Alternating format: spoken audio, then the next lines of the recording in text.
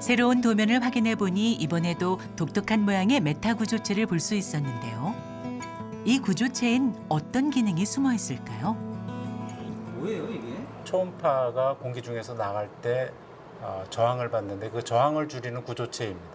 그래서 그 저항을 줄이는 구조체를 굉장히 간단한 3D 프린터로 만들 수 있도록 만드는 공정까지 고려해서 우리가 설계를 한 그런 결과물입니다. 오랜 시간 공들여 설계한 메타 구조체를 만들어 보기로 했는데요. 실험실 와 있었네. 설계한 결과인데 초음파 증폭하는 성능이 좋으니까 한번 잘 만들면 그래서 실험하면 될 것 같아요.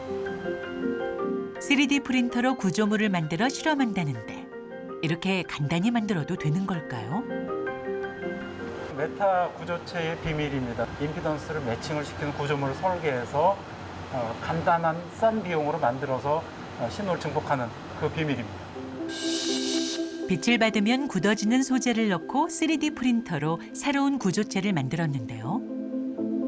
저렴한 비용으로도 큰 변화를 만드는 것이 메타 구조체의 장점입니다. 초음파 메타 구조체 증폭을 실험할 수 있는 장치입니다. 들어오는 신호를 감지하면은 저 밑에 보는 그런 신호를 볼 수 있습니다. 새로 만든 메타 구조체를 장치에 올려놓자 큰 변화를 보이는 파장. 이 구조체는 어떻게 쓰일 수 있을까요? 신호가 증폭됐다라는 의미는 거리가 멀리 나간다. 그래서 먼 거리까지 잴 수 있다라는 게 한 가지 장점이 있을 거고, 또 하나는 같은 거리를 재면은 신호가 증폭이 됐으니까 더 정확하게 신호를 잴 수 있다. 그렇게 두 가지 의도로 의미를 가질 수 있습니다. 초음파를 증폭시키는 이 메타 구조체는 후방 감지 센서나 자율주행 차량에 응용될 수 있습니다. 저희가 연구한 결과로는 3배 정도까지가 현재까지 수준이었습니다. 3D 프린터로 해서 값싼 수지를 이용해서 제작을 하면은 우리가 3배 정도까지 초음파 신호가 증폭되는 결과를 얻었는데, 우리가 해석하고 설계한 좀 더 최근의 결과는 강제를 활용할 경우에 그럴 경우 6배까지 증폭되는 걸로 그렇게 저희는 예상을 하고 있습니다. 유레카!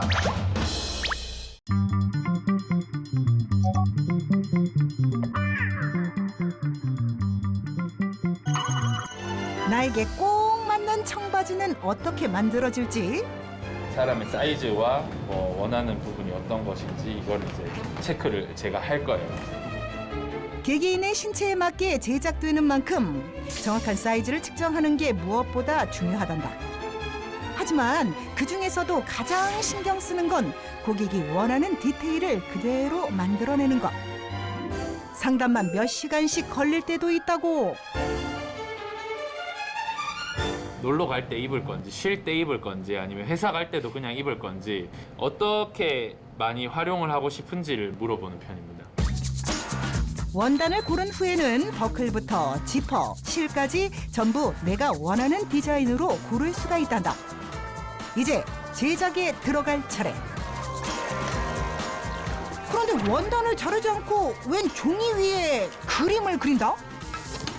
옷을 만들기 위해서 패턴을 제작을 하고 있는 거예요. 먼저 패턴을 만든 뒤 그에 맞게 원단을 재단하는 거라고. 고객 사이즈에 맞춘 1차 패턴 작업 종료. 이제 본격적으로 제작에 들어갈 차례. 어떤 바지가 나올지 기대가 되는데. 이제 가봉을 준비를 할 거예요. 옷을 가짜 옷을 만들 수 있게. 네. 에? 가짜 옷? 그게 뭐야? 원단을 선택을 하시면 비슷한 원단으로 저희가 가짜 옷을 만드는 거죠. 재료비가 좀 많이 들다 보니까 실제 원단으로 완성을 해서 입었다가 그걸 뜯어서 다시 하는 것보다 비슷한 원단으로 저희가 가짜 옷을 만드는 거죠. 아무리 꼼꼼하게 확인해도 오차는 당연히 생기게 마련. 워낙 고가의 원단인지라 이렇게 합리적인 방식으로 제작할 수밖에 없다고.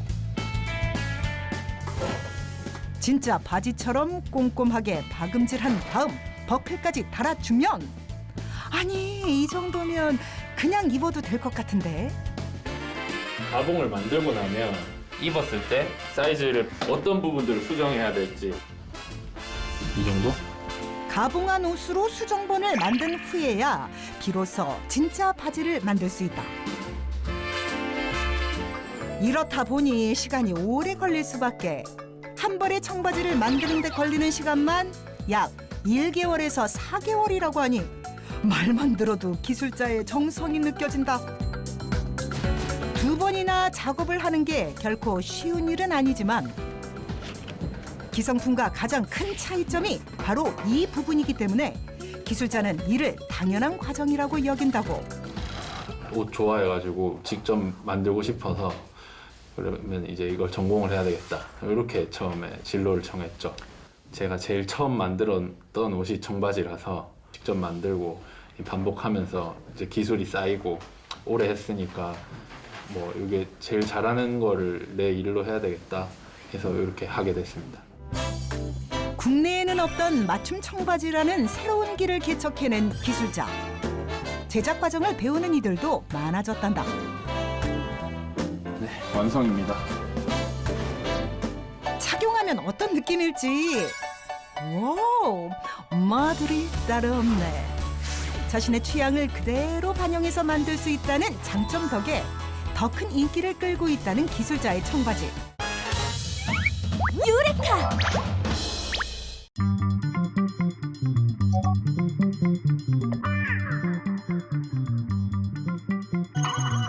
오늘 시크릿 주지에서 아름다운 동물 사슴에 대해 알아볼까요? 지구상에 존재하는 사슴은 무려 40여 종으로 서식지에 따라 외모와 성격이 각기 다른데요. 강아지처럼 작은 사슴인 푸드부터 향기를 내뿜고 다니는 사양 노루, 그리고 우리나라에 집중적으로 분포해 있는 고라니까지 다양한데요. 그렇다면 사슴과 고라니의 차이점은 무엇일까요? 일반적으로 여러분들 이제 사슴 종류하고 고라니를 구분하기가 쉽지 않은데요. 고라니하고 그 사슴 종류는 명확하게 다른 점이 뿔이 있는가 없는가의 차이고요. 또 하나는 수컷이 송곳니가 발달해 있으면 고라니, 송곳니가 없으면 사슴과 동물, 다른 종류의 동물이고요. 또 하나는 사슴과 동물들은 되게 가족들 무리 생활을 하기 때문에 가족들 간의 대화나 신호를 주고받는 방법의 하나로 엉덩이에 흰색 문양이 있어요. 그걸 가지고 위험하다, 피해라, 적이다 이런 걸 알릴 수 있는데 고라니는 무리 생활을 하지 않기 때문에 그런 장치가 없습니다. 이제 사슴과 고라니의 차이 아시겠죠? 우리나라에서 사슴은 역사적으로도 아주 특별한 동물이라고 하는데요. 참고로 사슴은 기록이나 문화적으로 되게 영민하고 상징적이고 또 상스러운 동물로 알려져 있어요. 게다가 많은 십장생 그림 같은 곳에 꼭 사슴이 등장해요. 결국 우리 생활 속에서 상당히 정서적으로 문화적으로 고귀한 또 고가치를 갖는 동물로 알려져 있는데 그런 만큼 우리가 앞으로 사슴에 대한 조금 더 진일보된 이 사랑과 관심을 가질 때가 됐고 숲이 단풍빛으로 물드는 9월이 되면 사슴의 번식기가 시작되는데요. 이때부터 2달간 숫사슴들은 식음을 전폐하고 암사슴을 찾아 나섭니다. 암컷을 차지하기 위해 맹렬한 전투를 벌이는 숫사슴들. 서로 뿔을 부딪혀 싸우는 모습. 보기만 해도 정말 치열하죠. 다음 중 사슴의 소리는 무엇일까요?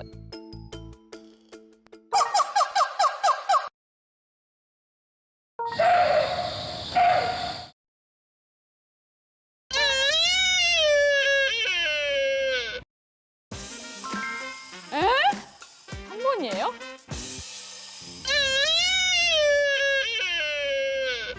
참고로 사슴과 동물들의 공통적인 특징은 번식철에 암수컷이 만나기 위한 목적의 하나로 내가 여기 있고 내가 얼마나 건강하고 또 가족들 지킬 수 있는 능력이 얼마나 강한지를 명확하게 보여주기 위해서 소리를 내는 경향이 있어요. 그 소리가 이제 가끔은 뭐 격한 소리도 나오고 심지어 소처럼 웅물에서 나옵니다. 소리의 유형은 사슴과 동물들이 여러 가지이기 때문에 다양할 수 있습니다. 대박 신기해. 좌우로 뿔이 정확하게 대칭을 이룰 수 있다는 것은 유전적으로 안전하고 건강하다는 뜻입니다. 어떤 개체든 외부로 발현되는 신체 기관이 대칭성을 잃게 되면 유전자나 건강 상태 좋지 않기 때문에 좌우 대칭이 완벽한 구조를 갖고 있다면 건강하다는 것에 직접적인 표현 수단일 수 있는 거죠. 진짜 그 모습 본 것 같아, 진짜. 대박이다. 사슴과 동물인 일반 대륙 사슴이나 사슴, 꽃사슴 또는 고라니 종류는요 위험에 처하게 되면 물로 뛰어드는 버릇이 아주 강해요. 그건 이유는 일단 채모 바깥을 차지하고 있는 채모들이 부력을 만들어줄 수 있는 데다가 주로 먹는 음식 종류가 이제 초분인데 이런 순들이 대부분 비중이 낮은 물질로 돼 있어요. 그걸 많이 먹다 보니까 체중 전체에 차지하는 비중 낮은 물질이 많기 때문에 물에 들어가면 자연스럽게 부력을 받아서 수영하게 유도합니다. 그래서 이제 급할 경우 물로 뛰어드는 거죠. 유레카!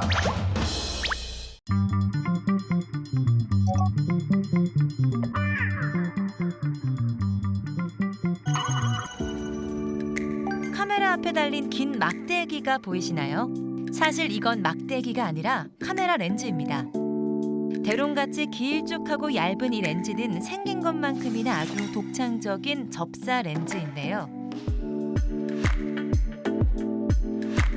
야생의 곤충이나 작은 생물들을 관찰하기에 최적의 조건을 지닌 렌즈입니다.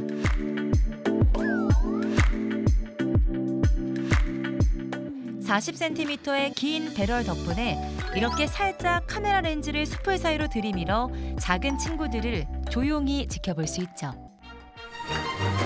물론 이 렌즈를 자연 탐구에만 쓰는 것은 아닙니다. 기다란 튜브형의 렌즈 구조를 가진 덕분에 카메라 슬라이더를 활용하면 이런 촬영도 할 수 있죠. 마치 개미로 변신해 달콤한 냄새에 이끌려 과자 봉지 속으로 들어간 듯한 느낌이 드네요.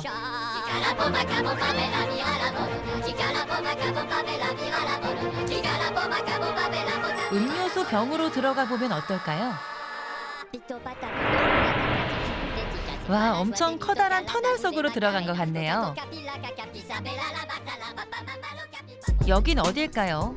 혹시 우주선이나 지하 벙커?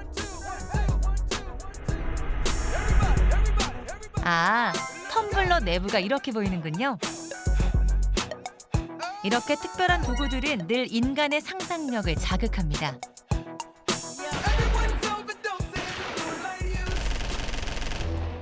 이 렌즈만 있다면 조금 다른 종류의 투시도 가능합니다. 덮여있는 책 사이로 카메라 렌즈를 넣어볼까요? 걸리버 여행기에 나오는 소인국 사람들이 된 것처럼 책 사이를 비집고 들어가 구경하는 것 같죠. 심지어 책에 적힌 글이나 그림들이 선명하게 보여서 이 상태로 읽는 것도 가능합니다.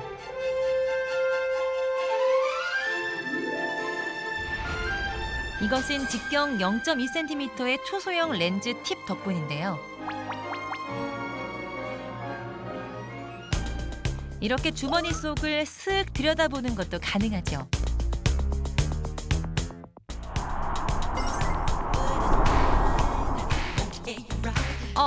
주머니에 100원짜리 동전이 들어있었네요.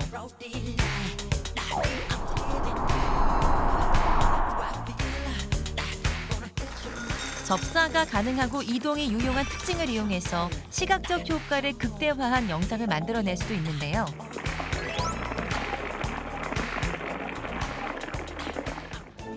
이렇게 작은 건물들 사이로 카메라를 이동시키면 직접 길을 걷는 듯한 느낌을 줄 수도 있습니다. 더 섬세하게 작은 건물들을 만들 수 있다면 앉아서 세계 여행도 가능하겠죠?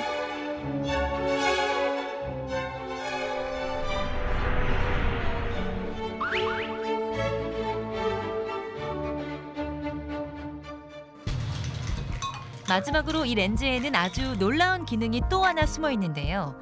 바로 방수가 되기 때문에 물속 촬영도 가능하다는 거죠. 자, 우리 다 함께 수조 속으로 들어가 볼까요? 와, 정말 예쁘네요. 만약 수조 속에서 생물을 키우고 있다면 관찰 영상을 촬영하기에도 최적이겠네요. 유레카!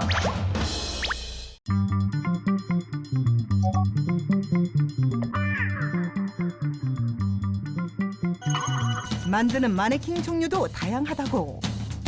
요 앞에 이거 토로서 같은 경우는 저희가 홈토로서라고 그러는데 그 TV에서 많이 보셨을 거예요. 속옷 착용해서 많이 나오는 그런 마네킹이고요. 이렇게 뭐 천에 패턴을 넣어서 좀 고급스럽게 만드는 마네킹이고요. 요 같은 경우는 자동차 충돌 실험이나 사람 뛰어내리는 같은 거 영화 촬영, 보조 촬영 같은 걸로 많이 쓰여요. 오늘 만들 주인공은 속옷 착용용으로 많이 쓰이는 토르소. 우선 작업할 금형을 고른 뒤 금형 내부에 무언가를 바른다? 이게 합성 수지라고 딱딱한 재질이긴 한데 많이 뽑은 데 들어가는 수지거든요. 기계로 하면은 너무 얇아가지고 작업이 안 돼요.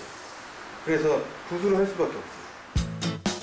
합성 수지가 어느 정도 마르면 그 위에 유리를 녹여 섬유처럼 뽑아낸 유리 섬유를 붙여주는데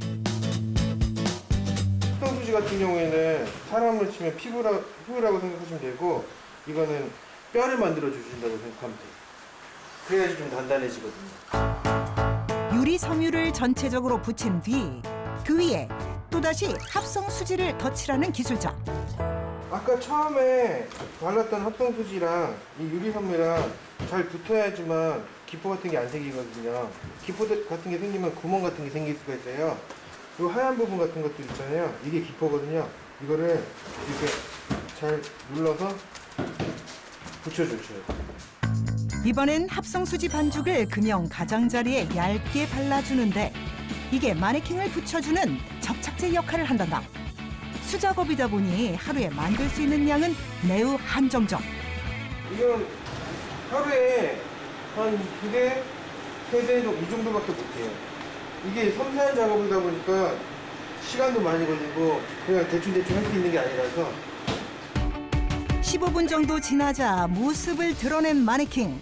하지만 아직 갈 길이 멀다고. 이제 그라인더로 거친 표면을 부드럽게 다듬어준다.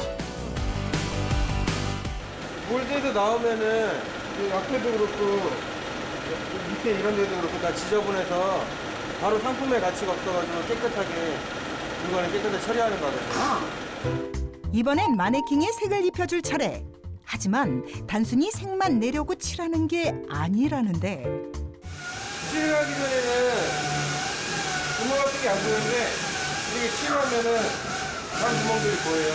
그래서 이걸 없애주는 작업을 또 해야 돼요. 이후 구멍을 메꿔주는 퍼티 작업을 진행. 이렇게 세심하게 신경 쓰는 이유가 따로 있다고. 프로포 마네킹 같은 경우에는 전신 마네킹이랑 틀리게 그 속옷만 입히기 때문에 마네킹이 다 드러나거든요. 전신 마네킹에 비해서 신경을 많이 섬세하게 신경을 많이 쓰는 편이에요. 긴 야정을 끝내고 이제 마무리 칠만 남은 상황. 구석구석 빠진 곳 없이 꼼꼼하게 색을 입혀주는데 어째 계속 덧칠을 한다? 한 번 칠에서는 사포 자국이 남아서 거칠 수가 있어가지고 두 번 칠해서 매끄럽게 만들어주고 있어요. 이러면 마네킹 하나 완성이에요. 괜찮죠? 장장 7시간에 걸쳐 탄생한 마네킹. 라인 완전 예술이다.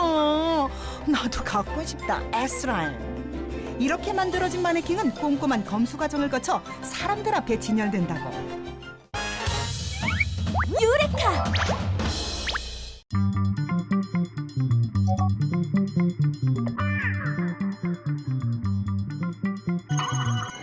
오늘 들려드릴 이야기는 조선시대 수학 이야기예요. 과거 우리나라에도 천재 수학자가 존재했다는 사실 알고 계셨나요? 특히 조선시대에는 수많은 천재 수학자가 탄생할 만큼 수학을 아주 중요하게 생각했습니다. 당시 수학은 토지를 측정할 때와 같이 실생활에 꼭 필요했기 때문이었는데요. 조선의 임금 세종은 산학은 국가적으로 꼭 배워야 하는 학문이라 강조할 정도였답니다. 이처럼 일찍이 수학의 중요성을 알고 조선의 수학을 보다 쉽게 책으로 정리한 수학자가 있었으니 그의 이름은 홍정하. 그는 수학책 9일집을 통해 500여 개의 수학 문제와 함께 간단한 계산법을 기록해 두었는데요. 바로 대나무로 만든 상가지를 이용해서 말이죠. 이렇게 상가지를 세로나 가로로 놓아 숫자를 표현한 뒤 지금의 계산기처럼 사용한 거예요. 그럼 사칙연산은 물론 복잡한 방정식 문제까지도 척척 해결할 수 있었답니다. 무엇보다 홍정아는 조선의 현실을 반영한 수학 문제를 최대한 담아내려 노력했어요. 그의 끊임없는 연구 덕분에 복잡한 세금을 정확하게 계산해주거나 토지에서 나올 곡식의 양을 미리 예측해 많은 사람들에게 큰 도움을 주었답니다. 뿐만 아니라 서양 수학이 유입되기 전 조선만의 방정식 이론을 확립했으며 또 두 수의 최대 공약수와 최소 공배수의 수학적 구조를 조선 최초로 완벽하게 분석하기도 했습니다. 이렇듯 홍정하라는 훌륭한 수학자 덕분에 조선시대에도 세상을 더 발전시킬 수 있었답니다. 유레카!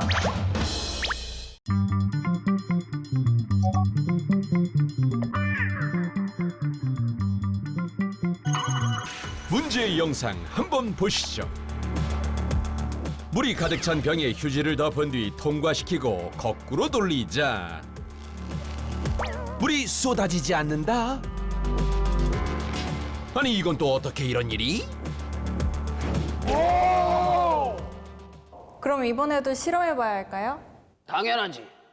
해봐야지. 우선 물병과 휴지를 준비합니다. 자, 이렇게 병에 물이 가득 차 있지. 이 가득 찬 물 위에 휴지를 올려주는 거야. 자, 이렇게 올려주면 휴지가 젖겠지. 이 부분을 잡고 자, 서서히 이 휴지를 밑으로 내려주는 거야. 조심해야 돼. 요게 중요해. 서서히. 자, 이렇게 내려줬지. 자, 이 상태에서 이제 뒤집는 거야. 다 같이 외친다. 3, 2, 1. 뒤집어! 뒤집어! 이러면 안 되는 거야. 자, 다 같이 3, 2, 1. 봤지? 젖은 휴지 한 겹이 물의 무게를 견디고 물병 입구를 막고 있는 모습. 아니 물 한 방울조차 떨어지지 않네요. 박사님, 이게 어떻게 된 일인가요? 이거 원리가 뭔가요? 그건 말이지. 우리 과학다반사의 아주 단골 주제야. 표면 장력 때문에 이런 일이 발생하는 거야. 표면 장력이란 액체 표면에 존재하는 장력을 말하는데요. 액체 내부에 존재하는 물 분자들은 주위의 분자들로부터 사방으로 힘을 받는 반면 표면에 위치한 분자들은 액체 내부 방향으로 힘을 받게 됩니다. 이런 물의 특징 때문에 힘이 약한 휴지로도 물병을 막을 수 있게 되는 것입니다. 자, 그리고 이렇게 휴지보다 구멍이 큰 양파망으로도 그 효과를 낼 수가 있어. 자, 양파망을 이렇게 뚜껑에 올려놓고 자, 이렇게 든 다음에 싹! 보이지? 안 내려가는 거 보이지? 와, 대단한데요? 그래, 이게 다 표면 장력이라는 거야. 유레카!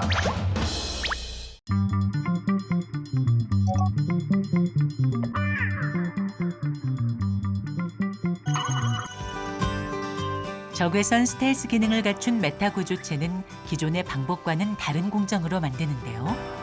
시작 절차부터 까다롭습니다. 나노 기둥에는 먼지가 들어가면 안 되기 때문에 이런 깨끗한 곳에서 그래서 공정을 하고 제품을 만들고 있습니다. 정밀한 나노 구조 패턴이 필요하기 때문에 작은 먼지도 용납될 수 없는 이곳. 허가를 받은 소수의 인원이 연구 중인 적외선 스텔스 대응 기술은 구조체를 만들기 위한 도장 작업부터 시작됩니다. 저희가 의도적으로 이런 나노홀 구조를 만들어주게 되면 그게 적외선 영역대에서는 스텔스 기능을 할 수 있게 만들어주게 됩니다. 먼저 특수한 모양이 새겨진 실리콘 웨이퍼 위에 용액을 처리하는 과정이 필요합니다. 수백 나노미터 정도 되는 아주 작은 우리 머리카락이 100마이크로니까 그거에 약 한 1000분의 1 정도 되는 그런 크기의 구멍 속으로 용액이 들어가게 하기 위해서 우리가 일정한 압력하고 속도를 잘 눌러줘야지 그게 잘 스며들게 됩니다. 자외선 장치를 사용해 나노 수준의 구멍으로 스며든 용액을 굳힌 다음 실리콘 웨이퍼에 새겨진 패턴 구조물을 찍어내듯 복제하는 방식으로 나노 구조체 도장이 만들어집니다. 적외선 빛이 들어오면은 그 빛의 파장을 우리가 변화시켜서 그래서 적외선 카메라에 감지되지 않는 그런 기능을 할 수 있는 그런 중요한 구조물이 되겠습니다. 원판에서 복제한 나노 도장을 활용해 적외선 스텔스 구조체를 찍어낼 수 있는 준비가 완료됐는데요. 적외선 파장대를 변형시키기 위해 표면에 금을 얇게 코팅시키는 과정 외에 여러 공정을 거쳐야 비로소 완성됩니다.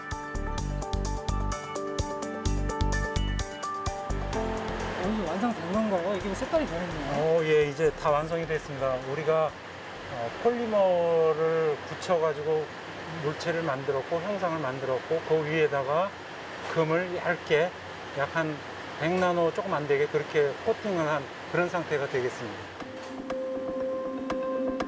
여러 단계를 거쳐 완성된 적외선 스텔스 구조체는 성능 확인을 위해 열판 위에 올려놓고 실험을 하는데요. 80도의 고온에서 뜨겁게 달아오른 일반 도료와 달리 메타 구조체는 낮은 온도를 나타냅니다.